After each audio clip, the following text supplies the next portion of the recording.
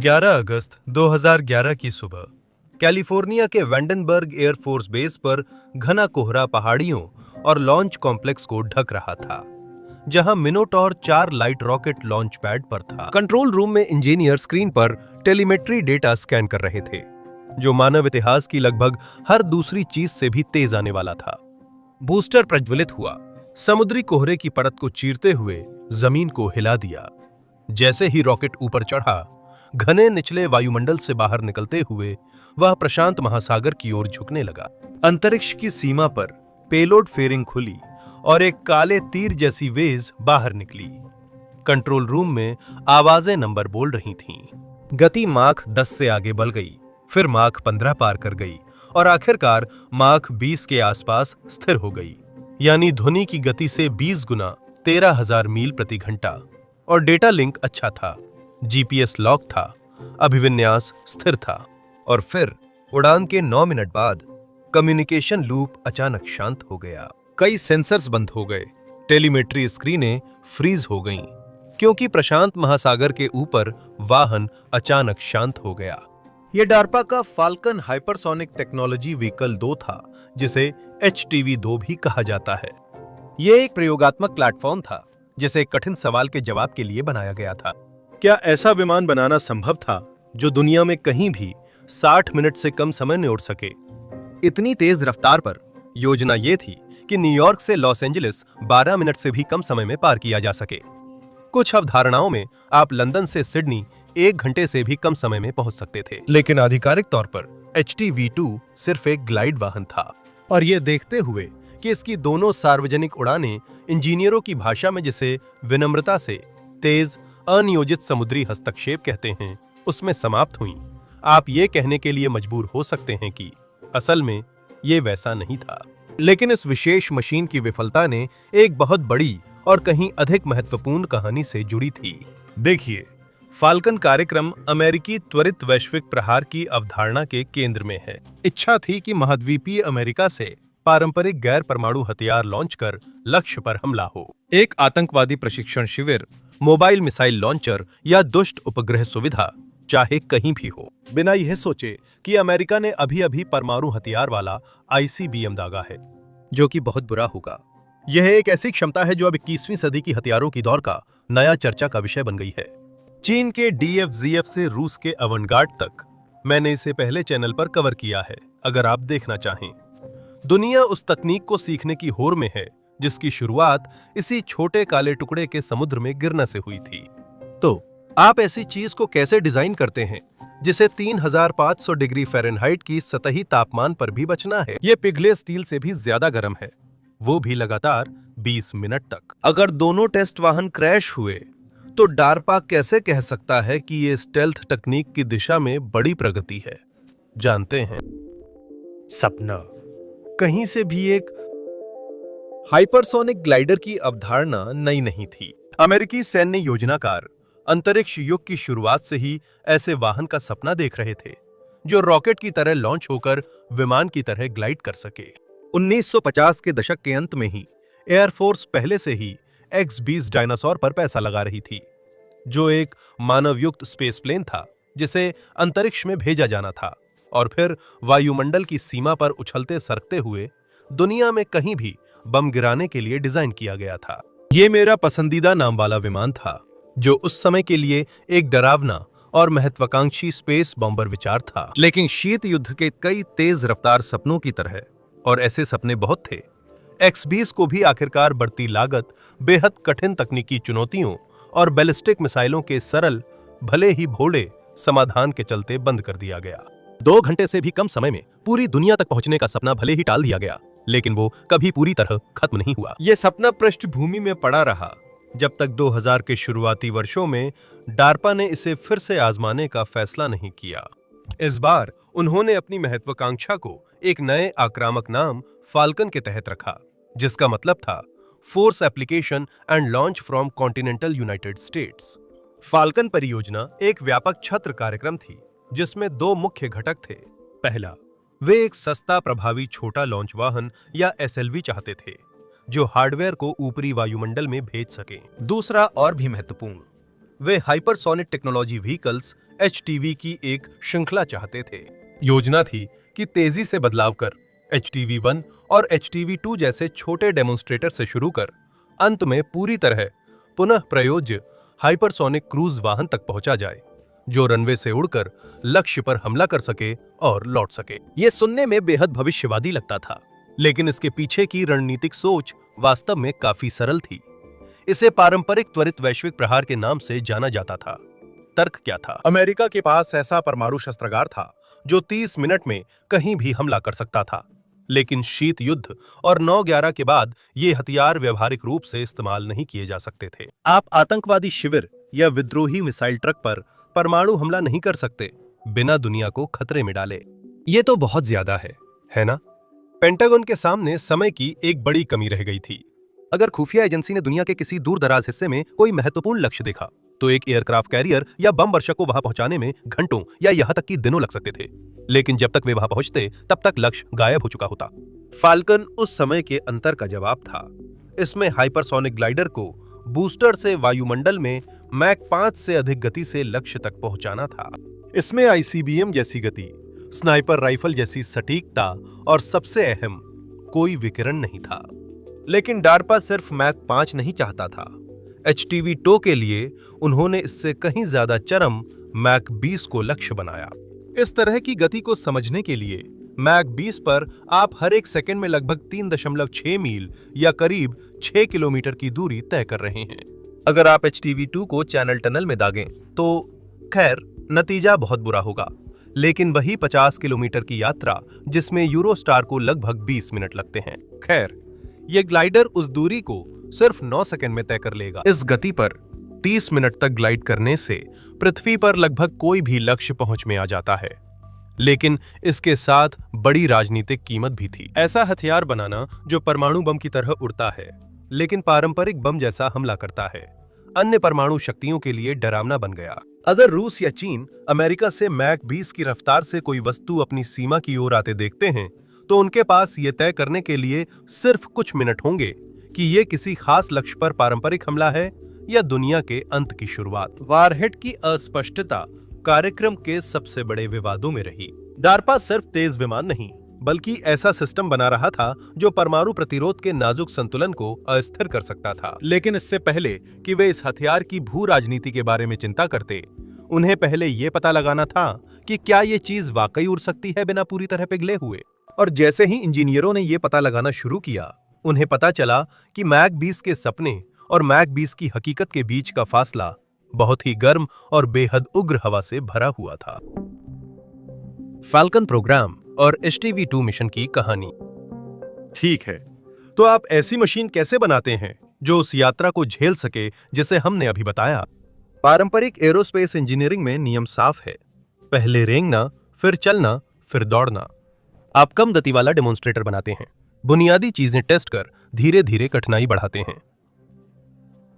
यह falcon programme 2 के लिए मूल योजना थी। रोड मैप में एक वाहन का नाम HTV-1 रखा गया था। यह क्रॉल फेस था, एक लो परफॉर्मेंस ग्लाइडर जो हीट शील्ड बनाने की तकनीकों को साबित करने के लिए बना था। लेकिन इसमें एक समस्या थी। डिजाइन में एक घुमावदार, एक टुकड़े वाला कार्बन कार्बन एरोशेल की आवश्यकता थी, और पता चला कि एक घुमावदार, एक टुकड़े वाला कार्बन कार्बन एरोशेल बनाना काफी मुश्किल है। मूल रूप से ऐसा कुछ बनाना बहुत मुश्किल था जो उस तरह के दबाव में टूट न जाए।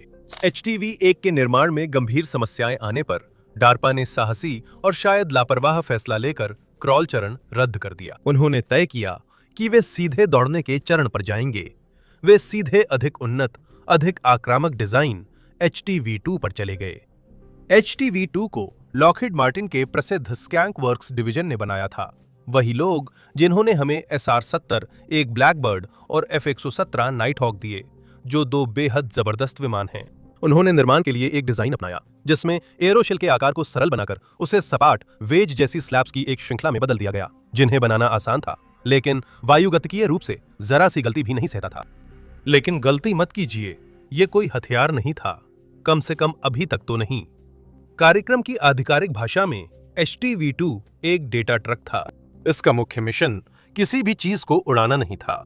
इसका उद्देश्य ऊपरी वायुमंडल से तेजी से गुजरना, टेलीमेट्री के टेराबाइट्स इकट्ठा करना और उन भौतिकी मॉडलों को सत्यापित करना था जिन पर इंजीनियर दशकों से बहस कर रहे हैं। इसके उद्देश्य वायुगतिकीय समस्याओं की एक सूची थे। पहला, यह दिखाना था कि तीर जैसा आकार हजारों मील ग्लाइड करने के लिए पर्याप्त लिफ्ट देता है। दूसरा, कार्बन थर्मल प्रोटेक्शन सिस्टम को मान्य करना था ताकि प्लाज्मा बनने पर संरचनाएं पिघले नहीं। यह मैं अभी सीख रहा हूं। तीसरा, यह दिखाना था कि आप वास्तव में इस चीज को नियंत्रित कर सकते हैं। इतनी तेज गति पर सटीक मार्गदर्शन, नेविगेशन और नियंत्रण प्रदान कर सकते हैं जहां फ्लैप की हल्की सी हरकत भी आपको लुढ़काते हुए अंतरिक्ष की ओर उछाल सकती है या समुद्र में बिखेर सकती है। अंत में एक और जरूरी सिस्टम था जिसकी टेस्टिंग बाकी थी, स्वायत्त उड़ान सुरक्षा प्रणाली। यह ऑनबोर्ड सॉफ्टवेयर का एक हिस्सा था जिसका एक बहुत ही खास काम था। अगर वाहन को कभी भी यह महसूस होता कि वह नियंत्रण खो रहा है या अपनी सुरक्षा सीमा के बाहर उड़ रहा है, तो इसे तुरंत एक समाप्ति प्रक्रिया शुरू करने के लिए प्रोग्राम किया गया था, जिससे ग्लाइडर सीधे समुद्र में आत्मघाती रोल करता हुआ गिर जाए। यह सिस्टम 2 बार पूरी तरह चला। दोनों मिशनों की उड़ान योजना लगभग समान थी।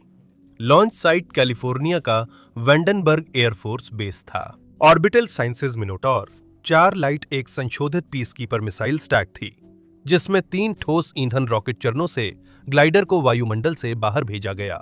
प्रोफाइल के अनुसार बूस्टर को HTV-2 को लगभग 100 मील ऊंचाई तक अंतरिक्ष सीमा तक ले जाना था। फिर क्लैमशेल पेलोड फेयरिंग खुलती और ग्लाइडर अलग हो जाता। इस बिंदु पर गुरुत्वाकर्षण उसे वायुमंडल में खींचता, जहां वह पुलअप करता और लगभग माक 20 की गति से सीधा हो जाता। वहां से योजना यह थी कि वह लगभग 30 मिनट तक प्रशांत महासागर के ऊपर वायुमंडल में सर्फ करे, जिससे वह 4000 से अधिक नॉटिकल मील यानी लगभग 7700 किलोमीटर की दूरी तय कर सके। लक्ष्य मार्शल द्वीप समूह में US Army Kwajalein atoll test range के उत्तर में समुद्र का हिस्सा था। सिद्धांततः वाहन अपना मिशन पानी में नियंत्रित गोता लगाकर पूरा करता। व्यवहार में ऐसा नहीं हुआ। उड़ानें कभी क्वाजालीन तक नहीं पहुंची।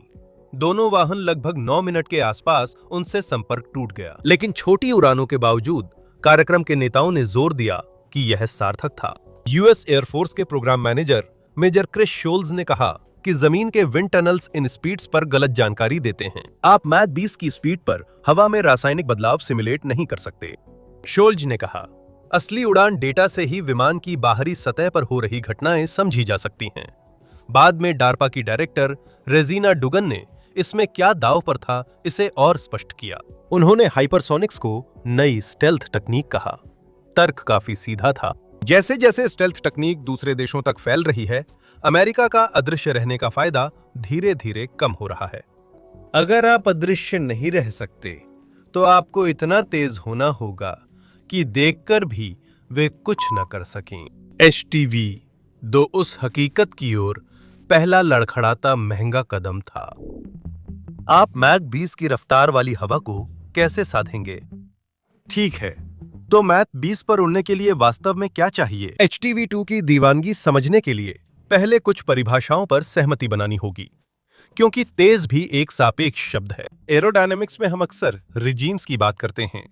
सबसोनिक वह होता है जो ध्वनि की गति से कम तेज हो। ये आपके यात्री विमान, सेस्ना, पक्षी ऐसी चीजें हैं। एक सुपरसोनिक पक्षी तो वाकई कमाल का होगा। सुपरसोनिक श्रेणी मैक 1 से मैक 5 तक होती है, जिसमें फाइटर जेट, कॉनकॉर्ड और राइफल की गोलियां शामिल हैं। मैक 5 पार करते ही आप हाइपरसोनिक क्षेत्र में पहुंच जाते हैं। HTV-2 सिर्फ हाइपरसोनिक नहीं था, बल्कि हाई हाइपरसोनिक श्रेणी में था और मैक 20 की रफ्तार से उड़ सकता था। इतनी रफ्तार पर हवा सामान्य तरह नहीं बर्ताव करती। सामान्य विमान उड़ते समय हवा के अनुरास्ते से हटते हैं। मैक 20 की रफ्तार पर वाहन इतना तेज होता है कि हवा के अणु हट नहीं पाते। इसके बजाय वे वाहन के सामने इतनी जोर से टकराते हैं कि वे सचमुच टूट जाते हैं। गतिज ऊर्जा इतनी तेज होती है कि गैस रासायनिक रूप से विघटित होकर आयनित हो जाती है, जिससे वाहन के चारों ओर अति गर्म प्लाज्मा बनता है। अब आप हल्की हवा में नहीं उड़ रहे हैं, आप एक ब्लोटॉर्च के बीच उड़ रहे हैं, जो आपको पिघलाने, सैंड ब्लास्ट और रासायनिक रूप से घोलने की कोशिश कर रहा है। इस बेहद कठोर वातावरण में जीवित रहने के लिए आप सिर्फ एक साधारण विमान नहीं बना सकते। HTV-2 ने वेव राइडर कॉन्सेप्ट अपनाया, जिसमें चपटा तीरनुमा वेस था जिसकी आगे की धार बहुत तेज थी। वाहन को ऐसे डिजाइन किया गया था कि वह अपनी शॉक वेव पर चले और नीचे उच्च दबाव फंसकर लिफ्ट बने। इससे HTV-2 को लगभग 2.6 का लिफ्ट टू ड्रैग अनुपात या LD मिला। अगर तुलना करें, आधुनिक एयरलाइनर का लिफ्ट टू ड्रैग अनुपात करीब 18 होता है, इसलिए 2.6 सुनने में काफी खराब लगता है। इसकी वायुगतिकीय दक्षता एक बहुत चिकने ईंट जैसी है। 13,000 मील प्रति घंटे की रफ्तार से प्लाज्मा में घिरी चीज के लिए 2.6 का अनुपात इंजीनियरिंग का चमत्कार है। इसका अर्थ है वाहन हर किलोमीटर नीचे उतरने पर 2.6 किलोमीटर आगे जा सकता है। ये वाहन वायुमंडल की ऊपरी सतह पर पत्थर की तरह फिसलता है, जिससे इसकी रेंज हजारों मील बढ़ जाती है। आखिरकार गुरुत्वाकर्षण हावी हो जाता है, लेकिन हवा में बने रहना आधी जंग है। असली चुनौती है वाहन को पिघले स्लैग की धार में बदलने से बचाना। HTV-2 के लिए तापीय वातावरण को समझना भी मुश्किल है। इंजीनियरों को उम्मीद थी कि वाहन की सतह का तापमान लगभग 3,500 डिग्री फ़ारेनहाइट या 1,930 सेल्सियस तक पहुंच जाएगा। आपको संदर्भ देने के लिए, स्टील का गलनांक लगभग 2,500 फ़ारेनहाइट है। तो अगर आपने इस विमान को सामान्य एरोस्पेस सामग्री से बनाया होता तो यह सिर्फ फेल नहीं होता, बल्कि पिघल जाता, बल्कि अपने लक्ष्य तक आधे रास्ते पहुंचने से पहले ही वाष्पित हो जाता। लॉकहीड मार्टिन ने इससे निपटने के लिए वही कठिन कार्बन मिश्रित सामग्री से एरोशेल बनाया, जिसका पहले जिक्र हुआ था। अब ये सामग्री बेहद हल्की है, बेहद मजबूत है और ये तब भी कठोर बनी रहती है जब ये सफेद तपकर चमक रही हो। लेकिन इसे बनाना वाकई एक बुरा सपना है। कार्बन फैब्रिक की चादरों को जोड़कर रेजिन से भरना होता है, फिर हफ्तों तक तेज तापमान पर पकाना होता है ताकि रेजिन शुद्ध कार्बन ग्रेफाइट बने।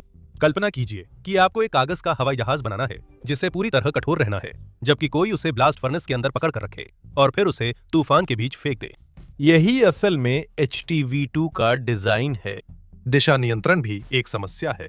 डार्पा ने प्रोग्राम के लिए 3 मुख्य तकनीकी चुनौतियां बताईं: एरोडायनेमिक्स, एरोथर्मल प्रभाव और गाइडेंस, नेविगेशन और कंट्रोल या GNC। GNC वो कला है जिससे वाहन को उसकी दिशा बताई जाती है, लेकिन माक 20 पर यह चुनौतीपूर्ण हो जाता है क्योंकि वाहन 3.6 मील बाई सेकंड की रफ्तार से चलता है।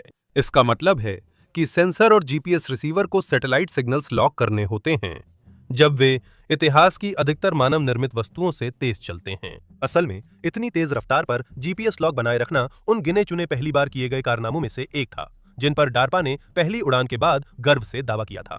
कंट्रोल सिस्टम को सुपर ह्यूमन बनना होता है। वाहन ने दिशा बदलने को एरोडायनेमिक फ्लैप्स इस्तेमाल किए, पर पतले वायुमंडल में फ्लैप्स को पकड़ बनाने को पर्याप्त हवा नहीं होती। HTV-2 में एक रिएक्शन कंट्रोल सिस्टम RCS था, जिसमें छोटे रॉकेट थ्रस्टर्स गैस छोड़कर नाक को धक्का दे सकते थे, बाएं, दाएं, ऊपर या नीचे। कंप्यूटर को दोनों सिस्टम्स को सही तरीके से मिलाना होता है। अगर नाक बस 1 डिग्री के छोटे से हिस्से भर भी रास्ते से भटक जाए तो मैक 20 की रफ्तार पर यह गलती सैकड़ों मील तक निशाने से चूकने का कारण बन सकती है, या इससे भी बुरा, पूरी तरह से नियंत्रण खोकर घूमने लग सकता है। क्योंकि वाहन आयनित प्लाज्मा से घिरा होता है, रेडियो सिग्नल ब्लॉक हो सकते हैं, यानी कंप्यूटर अक्सर पूरी उड़ान खुद संभालता है और मिलीसेकंड्स में बचाव से जुड़े फैसले लेता है। यही हमें स्वायत्त उड़ान सुरक्षा प्रणाली तक लाता है। अब आबादी वाले इलाकों के पास प्रयोगात्मक हथियारों का परीक्षण करना सरकारों को काफी बेचैन कर देता है। अगर HTV-2 ने अचानक सैन फ्रांसिस्को या टोक्यो की ओर अप्रत्याशित मोड़ ले लिया तो यह एक तरह की आपदा होगी। इंजीनियरों ने वाहन को आत्मघाती गोली दी। स्वायत्त उड़ान सुरक्षा प्रणाली वाहन की स्थिति और स्वास्थ्य देखती थी। अगर ग्लाइडर को लगे कि वह नियंत्रण खो रहा है या सुरक्षित उड़ान गलियारे से बाहर है तो उसे तुरंत समाप्ति प्रक्रिया शुरू करनी थी। यह जानबूझकर वाहन को तेजी से रोल और पिच करते हुए सीधा नीचे समुद्र में गोता लगाने के लिए मजबूर कर देता था, ताकि यह सुनिश्चित हो सके कि इससे किसी को नुकसान न पहुंचे। अब आखिरकार इसका डिस्पोजेबल होना ही इसका मुख्य उद्देश्य था। डार्पा ने HTV-2 को स्पष्ट रूप से एक प्रोटोटाइप के रूप में नहीं, बल्कि उस डेटा ट्रक सिस्टम के रूप में संदर्भित किया था जिसका हमने पहले उल्लेख किया था। यह सेंसरों से लैस था जो तापमान, दबाव और वायुगतिकीय बल रिकॉर्ड करते थे। जिन्हें पृथ्वी पर कोई विंड टनल सिमुलेट नहीं कर सकती थी। इन खास ग्लाइडरों का बेड़ा बनाना लक्ष्य नहीं था। लक्ष्य ऐसे डेटा इकट्ठा करना था जो भविष्य के कार्यक्रमों के कंप्यूटर मॉडल में इस्तेमाल हों। टैक्टिकल बूस्ट ग्लाइड और hypersonic air breathing weapon concept जैसे नामों वाले कार्यक्रम। इंजीनियर जानते थे कि यह वाहन नष्ट होगा। वे बस यही उम्मीद कर रहे थे कि यह वाहन तब तक चले जब तक वो उन्हें कुछ दिलचस्प बता सके, इससे पहले कि वो नष्ट हो जाए। जैसा कि हुआ। पहली उड़ान में इसके पास बताने के लिए बहुत छोटी सी कहानी थी।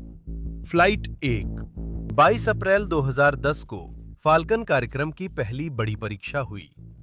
उस दिन लॉन्च पैड पर एक मिनोटॉर 4 लाइट खड़ी थी, जो जोड़ तोड़ से बना फ्रैंकनस्टीन जैसा विकराल रॉकेट था, जिसे निष्क्रिय किए गए पीसकीपर मिसाइलों से बनाया गया था। ऊपर फेयरिंग के अंदर छुपा हुआ पहला HTV-2 वाहन था। योजना सीधी सादी थी। बूस्टर लॉन्च होते ही ऊर्जा प्रबंधन के जटिल करतब करता, जैसे चढ़ाई के दौरान एस टर्न, ताकि अतिरिक्त ऊर्जा जलाई जा सके और लक्ष्य गति से आगे न बढ़े। अंतरिक्ष की सीमा पर फेयरिंग खुलती, ग्लाइडर अलग होता और वाहन प्रशांत महासागर के पार क्वाजालिन की ओर लंबी ग्लाइड शुरू करता। शुरुआत में सब कुछ शानदार था। लॉन्च और अलगाव दोनों साफ सुथरे थे। ग्लाइड के शुरुआती मिनटों में कंट्रोल रूम में ऐतिहासिक सफलता जैसी हलचल थी। डार्पा ने हाइपरसोनिक परीक्षण के लिए सबसे बड़ा डेटा संग्रह नेटवर्क बनाया था। जहाज, विमान, उपग्रह और ग्राउंड स्टेशन सभी इस एक काले वेज पर नजर रखे हुए थे और वाहन भी जवाब दे रहा था। उसने जमीन से दो तरफा संचार स्थापित किया। रिएक्शन कंट्रोल सिस्टम RCS सही तरह फायर हो रहा था, जिससे स्थिरता बनी रही। खास बात यह थी कि ऑनबोर्ड कंप्यूटर ने मैक 20 की स्पीड पर भी GPS लॉक बनाए रखा। लेकिन फिर डेटा आना बंद हो गया। उड़ान के लगभग 9 मिनट बाद 8 अलग अलग टेलीमेट्री संसाधनों ने एक साथ सिग्नल खो दिया। स्क्रीनें खाली हो गईं। वाहन गायब हो गया था। तो क्या हुआ? स्वतंत्र इंजीनियरिंग समीक्षा बोर्ड को पोस्टमार्टम की पूरी जानकारी जोड़ने में महीनों लगे। दोष न पिघले पंख का था, न कंप्यूटर क्रैश का। यह घटना योरोल कपलिंग कहलाती है। HTV-2 को एक आइस स्केटर की तरह सोचें, जो तंग घेरे में घूमता है। अगर स्केटर थोड़ा ज्यादा साइड में झुके तो घूमना टंबल में बदल जाता है। मैक 20 की रफ्तार पर यह टंबल मिली सेकेंड्स में होता है। रिव्यू बोर्ड ने पाया कि वाहन ऐसे एंगल पर उड़ रहा था जिससे अपेक्षा से ज्यादा यौ हो रही थी। नतीजतन नाक साइड में मॉडल्स की अपेक्षा से ज्यादा बहक गई और वाहन रोल में चला गया। ऑनबोर्ड कंप्यूटर ने यह होते हुए देखा और इसका मुकाबला किया।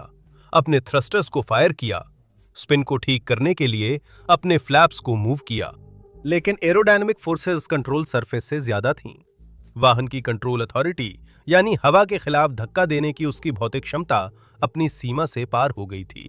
और यहीं पर HTV-2 को कुछ एहसास हुआ। वो लड़ाई हारने वाला था।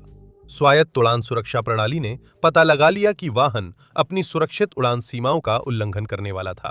अनियंत्रित गिरने और अनजान जगह उतरने के बजाय कंप्यूटर ने अंतिम आदेश देकर वाहन को नियंत्रित रोल में डाल नाक नीचे कर दी, जिससे वह तेजी से प्रशांत महासागर में जा टकराया। इसके तुरंत बाद माहौल निराशाजनक था और अखबारों की सुर्खियां भी अच्छी नहीं थीं।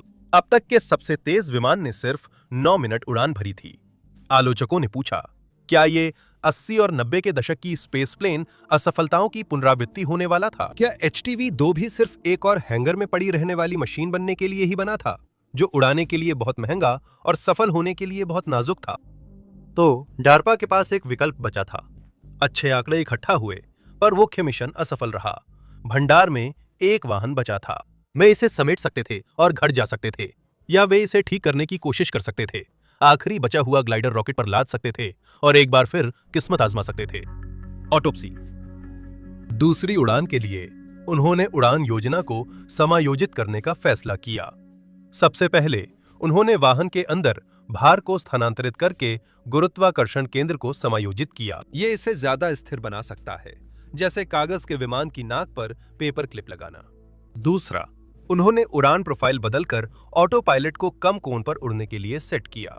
नाद नीचे कर उन्होंने वाहन को सुरक्षित एरोडायनामिक सीमा में रखा, जहां नियंत्रण सतहों के पास काम करने की ज्यादा गुंजाइश थी।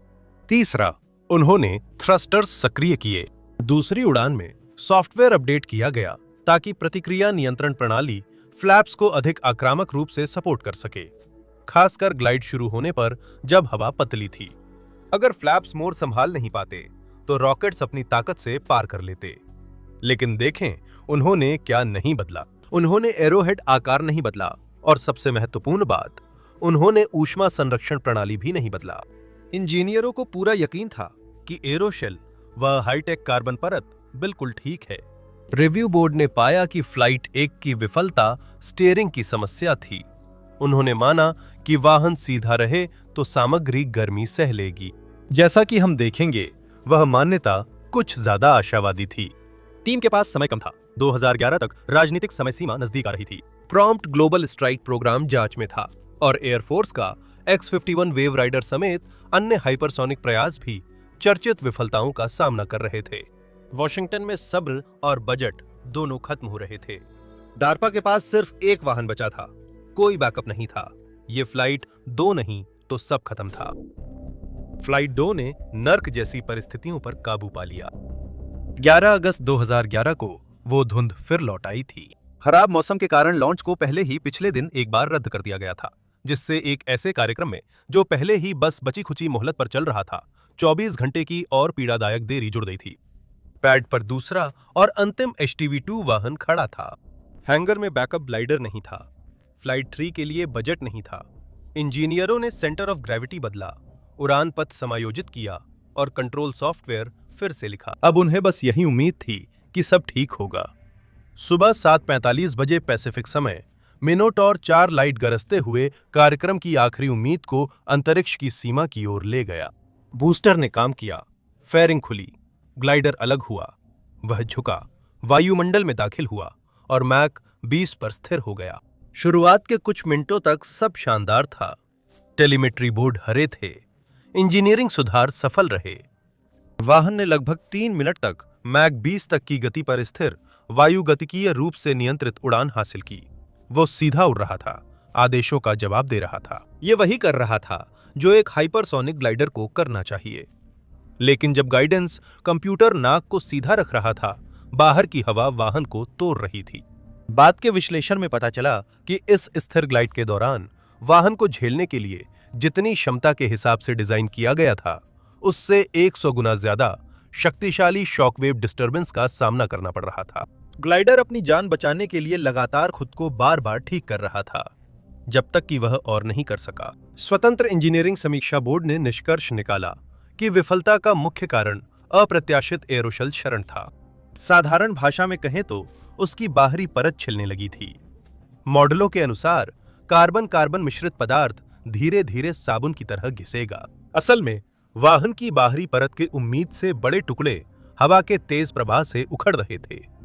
मैक 20 की रफ्तार पर बाहरी परत का टुकड़ा उड़ने पर सिर्फ खरोंच नहीं आती, यह एक अनियमित दरार बना देता है जो एक जबरदस्त झटका लहर पैदा करती है। ये झटका लहरें हथौड़े की तरह वाहन के किनारे पर टकराती हैं और उसे जोरदार तरीके से घुमा देती हैं। हाइपरसोनिक उड़ान वाकई बेरहम होती है। अंतरिक्ष यान वायुमंडल में फिर प्रवेश करते समय हजारों डिग्री ताप सहते हैं, लेकिन अपोलो या सॉयर जैसी कैप्सूल धीमी पड़ते हुए कुछ ही मिनटों तक इस गर्मी से गुजरती हैं। HTV-2 उस गर्मी में बने रहने की कोशिश कर रहा था। कल्पना कीजिए कि एक अंतरिक्ष यान पर हीट शील्ड है, लेकिन कुछ मिनटों के लिए उसमें डुबकी लगाने और धीमा होने के बजाय आप उस पुनः प्रवेश की गर्मी में आधे घंटे तक बने रहने की कोशिश कर रहे हैं। छोटी छोटी खामियां या सूक्ष्म दरारें भी विनाशकारी विफलता बन सकती हैं। वाहन ने खूब संघर्ष किया। टेलीमेट्री से पता चला कि उसने इन शॉकवेव से उत्पन्न कई रोल्स को सहन किया और वास्तव में अपने थ्रस्टर्स और फ्लैप्स का इस्तेमाल करके नाक को वापस केंद्र में लाने के लिए खुद को सीधा करने में कामयाब रहा। आखिरकार बाहरी सतह का क्षरण बढ़ गया और शॉकवेव्स बहुत हिंसक हो गईं। इन गड़बड़ियों ने नियंत्रण प्रणाली की क्षमता से अधिक असर डाला। 2 साल में दूसरी बार स्वायत्त उड़ान सुरक्षा प्रणाली ने डेटा देखकर समझा कि वाहन बर्बाद है और समाप्ति अनुक्रम सक्रिय कर दिया। इसने बाकी ऊर्जा का उपयोग वाहन को नियंत्रित रूप से प्रशांत महासागर में नियंत्रित तरीके से उतारने में किया। बाहर से ये शर्मनाक आपदा लग रही थी। सुर्खियां फिर कठोर थीं। ABC न्यूज ने लिखा, अब तक का सबसे तेज विमान दुर्घटनाग्रस्त हुआ। द गार्जियन ने लिखा कि संपर्क सिर्फ 9 मिनट बाद ही टूट गया। ये 2011 की दूसरी बड़ी हाइपरसोनिक असफलता थी, क्योंकि उसी साल की शुरुआत में X-50 एक वेव राइडर भी विफल हो चुका था। लेकिन पेंटागन का माहौल अलग था। हाँ, वाहन नष्ट होने से पहले उसने 9 मिनट से अधिक उच्च गुणवत्ता वाली डेटा भेजी, जिसमें विमान की स्थिर वायुगतिकीय उड़ान का समय भी था। पहली बार इंजीनियरों को यह अंदाजा लगाने की जरूरत नहीं थी कि मैक 20 की रफ्तार पर कार्बन की सतह के साथ क्या होता है। उन्होंने इसे अपनी आंखों से देखा था। डेटा ट्रक दुर्घटनाग्रस्त हुआ, लेकिन उसने माल पहले पहुंचा दिया था। नई स्टेल्थ तकनीक में विरासत। 2 उड़ानों, 2 रॉकेटों और 2 समय पूर्व जल अवतरणों के बाद इंजीनियरों ने क्या सीखा? दूसरी उड़ान ने वाहन की वायुगतिकीय डिजाइन की पुष्टि की। HTV-2 ने जब तक बाहरी सतह नहीं छिली, शानदार उड़ान भरी। इसके तीर जैसे डिजाइन ने मक 20 पर स्थिरता और नियंत्रण सिद्ध किया, और पहली विफलता के बाद किए गए सुधार सही साबित हुए। समस्या, जैसा कि सामने आई, पूरी तरह से तापीय थी। मौजूदा कंप्यूटर मॉडल और जमीन पर किए गए परीक्षणों ने असली उड़ान की परिस्थितियों में कार्बन की सतह कितनी जल्दी और कितनी तीव्रता से खराब होगी, इसका बहुत कम अनुमान लगाया था। Major Chris Scholz, programme manager, ने बताया कि फ्लाइट 1 ने उनके एरोडायनामिक मॉडल्स को सही किया और उन्हें दिशा निर्देशित करना सिखाया। फ्लाइट 2 ने उनके मटेरियल्स की समझ सुधारी और बचे रहना सिखाया। यह एक क्लासिक इंजीनियरिंग पल था। हमें लगा कि हमें पता है, फिर समझ आया कि हम गलत थे। अब 18 मिनट की उड़ान से सच में पता चल गया है। शानदार। अब जो उन्होंने जाना, वही डार्पा के नए स्टेल्थ कॉन्सेप्ट को आगे बढ़ा रहा है। पिछले 30 सालों से अमेरिकी वायु प्रभुत्व स्टेल्थ तकनीक पर निर्भर था, लेकिन अब इसके प्रसार और एंटी स्टेल्थ रडार की प्रगति से ये बढ़त घट रही है। पेंटागन नई बढ़त चाहता है, बेहद तेज रफ्तार, पहुंच और रेंज। तर्क साफ है, स्टेल्थ दुश्मन के रडार से आपको छुपाता है, हाइपरसोनिक्स दुश्मन की प्रतिक्रिया का समय कम कर देता है। भले ही वे आपको आते हुए देख लें, मैक 20 की रफ्तार वाला हथियार कुछ ही मिनटों में पूरे के पूरे देशों को पार कर सकता है। यह रक्षक के निर्णय समय को घंटों से घटाकर सेकंड कर देता है, जिससे वे घबरा या जड़ हो जाते हैं। HTV दो कभी ऑपरेशनल हथियार नहीं बना, लेकिन इसकी तकनीक हर जगह है। डार्पा कहता है कि इन 2 असफल उड़ानों से मिले डेटा का उपयोग अब नीति, अधिग्रहण और अगली पीढ़ी के पारंपरिक त्वरित वैश्विक हमले कार्यक्रमों के संचालन निर्णयों में किया जा रहा है। कार्बन कंपोजिट्स की हाई मार्क नंबर पर विफलता से सीखे गए सबक अब integrated hypersonics, tactical boost glide और hypersonic air breathing weapon concept हॉक कार्यक्रमों में शामिल हैं। आधुनिक प्रणालियों की जानकारी, जैसे सेना का कॉमन हाइपरसोनिक ग्लाइड बॉडी या एयरफोर्स की एरो मिसाइल, आमतौर पर गोपनीय रहती है, जो उचित भी है। वे सभी एक ऐसे इंजीनियरिंग इकोसिस्टम में मौजूद हैं जिसे HTV-2 की असफलताओं ने परिभाषित किया था। 2013 तक डार्पा ने तय किया कि HTV-2 ने अपना काम कर लिया है। उन्होंने कार्यक्रम को समाप्त करने का फैसला किया और तीसरा बनाने का विकल्प नहीं चुना। उन्होंने मैक 20 से जुड़े इतने कठिन सवालों के जवाब पा लिए थे कि उन्हें लगा शायद अब शोध को उन प्रणालियों पर दोबारा केंद्रित करना चाहिए जो ज्यादा सामरिक हों और युद्ध में बेहतर टिक सकें। ऐसी चीजें जो एक बार में दुनिया के आधे हिस्से तक उड़ने की कोशिश नहीं करती, बल्कि छोटी और तेज हमले करने की क्षमता रखती हैं। लेकिन जब अमेरिका ने फिर से संगठित होने के लिए थोड़ी देर रुकावट ली, तब बाकी दुनिया आगे बढ़ती रही। HTV-2 ने जिन भौतिकी सिद्धांतों का अध्ययन किया था, उन्हें अब अमेरिका के प्रतिद्वंद्वियों ने हथियारों में बदल दिया है। रिपोर्टों के अनुसार चीन का DF-ZF हाइपरसोनिक ग्लाइड वाहन और रूस की अवांट गार्ड प्रणाली दोनों ही परिचालन स्थिति में पहुंच चुके हैं। इन हथियारों का आधार वही मूल बूस्ट ग्लाइड भौतिकी है जिसकी जांच डार्पा 2011 में कर रहा था। HTV-2 खुद कोई हथियार नहीं था। यह उस निर्देश पुस्तिका की तरह था जिसमें बताया गया था कि मैक 20 के हथियार को टिके रहने के लिए क्या चाहिए होगा। लगता है बाकी सबने भी वही पढ़ा। हमें ऐसे प्रोजेक्ट की मानवीय लागत देखनी चाहिए। शुक्र है इसमें जान का नुकसान नहीं हुआ, बल्कि मेहनत लगी। सैकड़ों इंजीनियरों ने इन मशीनों को डिजाइन, निर्माण और कोडिंग में सालों लगाए। उन्होंने कई रातें सिमुलेटर और कंट्रोल रूम में बिताईं। उनकी सारी मेहनत का नतीजा 2 9-9 मिनट की उड़ानें थीं, जो समुद्र में खत्म हुईं। हाइपरसोनिक्स में काम के लिए खास दृढ़ता चाहिए। इंजीनियरों को रिपोर्टें लिखनी पड़ती थीं, जिनमें यह समझाना होता था कि वाहन की बाहरी परत उम्मीद से जल्दी क्यों उखड़ गई और कांग्रेस को समझाना पड़ता था कि यह प्रगति है। हम में से ज्यादातर लोगों के लिए सफलता का मतलब है कुछ ऐसा बनाना जो प्रोजेक्ट के अंत तक मौजूद रहे। HTV2 के पीछे जो लोग थे उनके लिए सफलता का मतलब था 9 मिनट का डेटा और एक समुद्री अवतरण जिसकी उन्होंने पहले से ही योजना बनाई थी। देखने के लिए धन्यवाद।